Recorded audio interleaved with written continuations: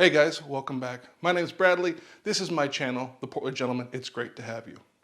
On my channel, I do lots of home brewing stuff, mainly focusing on brew tools, but I tend to dabble in it all, really focusing on the kind of the high-end products and the shiny stuff, maybe even matte stuff, you never know. All right, in today's video, I'm gonna show you how to relocate your Brewtools control panel using the Brewtools control panel extension kit. Here we go. All right guys, first things first, the cable extension kit was sent to me by Brewtools for review, to check out and to share with you guys. So we are going to install it. I'm going to show you how I'm choosing to mount it, but really your options here guys are limitless.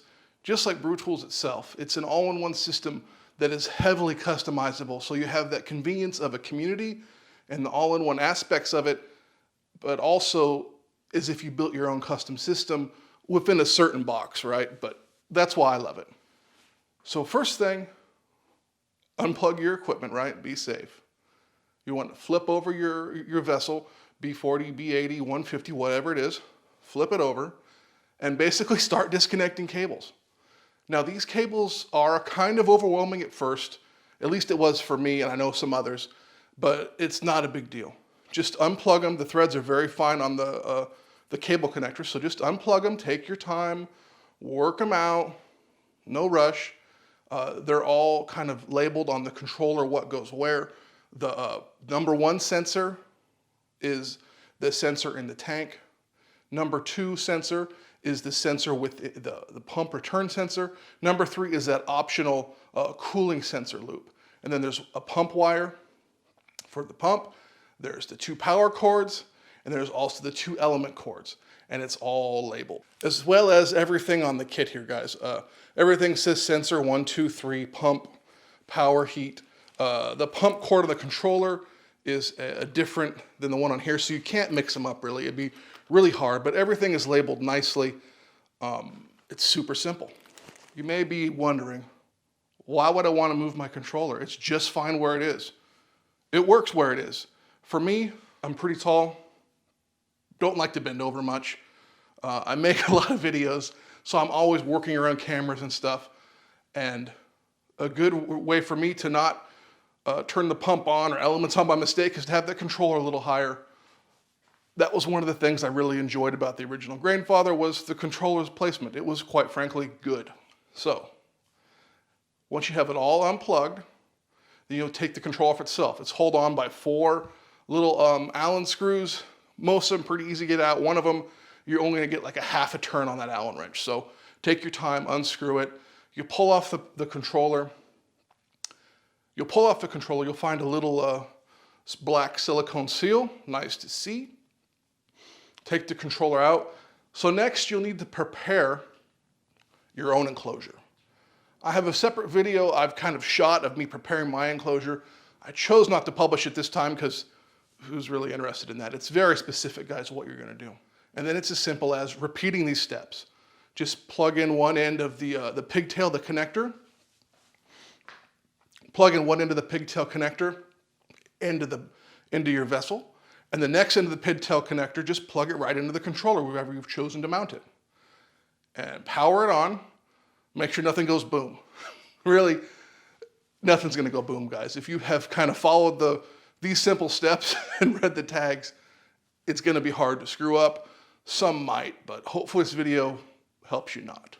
I had to cut some little bits of silicone tubing to make spacers. Mine's held on by 4 large screws. So I just simply put these on the inside of the screws instead of washers because I need a little bit of clearance in the back to relieve strain on the power cables. So it's not quite a perfect fit, but with these little bits of silicone hose, it alleviated any strain concerns I had. Thing to note, I believe Brewtools is going to release a printable template on their website here shortly. Hopefully they will. That way you guys can just print the template with the exact specs, the sizes and holes, so you can put that at anything, transfer it and cut it out easier. You can still do it now. You can either trace if you're that lucky, or you can measure it the old-fashioned way.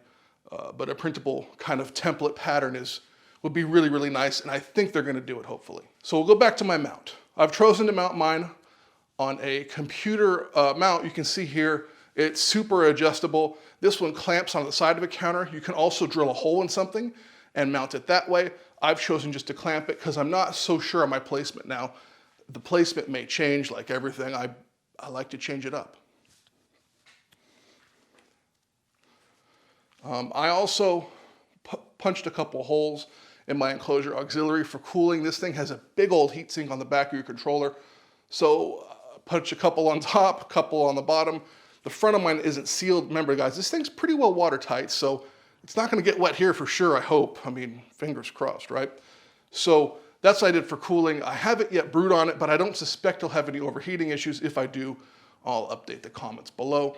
So the monitor mount I used and the plastic box I used will be available in the description. They are Amazon affiliate links, guys.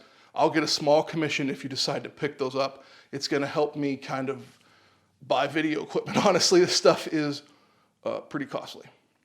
So in closing, I really think that this is a game changer. Like I said, I've not quite brewed on it yet with this setup, but having the controller somewhere where it's out of the way and movable is awesome. For me, making videos, it's especially great, but it's just nice to have it out of the way anywhere I want it. It looks cool. I may paint my Enclosure, but I've not had great luck painting plastic in the past. It's just too much. I'm not a painter, guys. I'm a brewer, not a painter. That's for damn sure. It's a super easy project. It's not gonna take you long. It's very, very simple. You guys can make a wooden box. I opted not to because I wanted something that was easily shareable and repeatable for anyone that watches this. Amazon's everywhere. And I was also concerned about wood. Given my chosen mount, it's kind of weight specific. I have no issues with all the cables and this Enclosure. You know, that thing, I can set it to any height I want. It's badass. So one last time, this is a must-do project. You guys are 150 for sure, unless you like looking at the ground, which I don't. This is a must-do project. Very simple, definitely worth it. I would absolutely pull the trigger on it if I were you. So as always, everybody, thank you so much for watching and supporting, liking, and commenting on my videos. It really helps. Yeah, it makes me feel great. I enjoy it. It keeps me going forward, making more videos. So as always, remember, home brewing is good, and I'll see you real soon. All right, guys, there's only one thing I need to correct. I have a large hole in the base of my B80 where the controller used to be. If anyone has a 3D printed cover or anything like that, a file they could send me, maybe I can find someone with a printer who will print me one. I'd really like to fix the hole.